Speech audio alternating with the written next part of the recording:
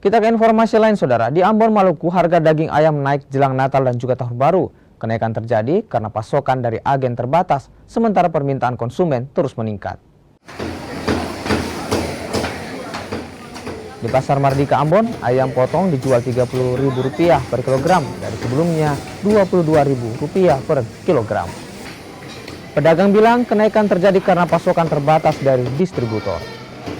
Kalau biasanya 30 sekarang. 30.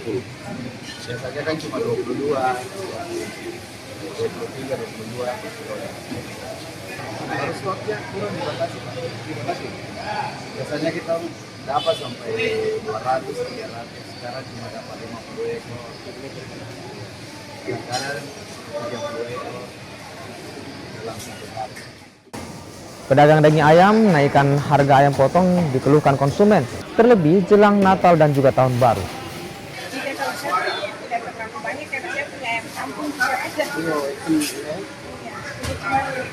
Berapa ribu, berapa tuh harga? 75.000 seekor. Per ekor. Tergantung besar ayam. Kenapa? Untuk buat sayur masak. Di rumah ya?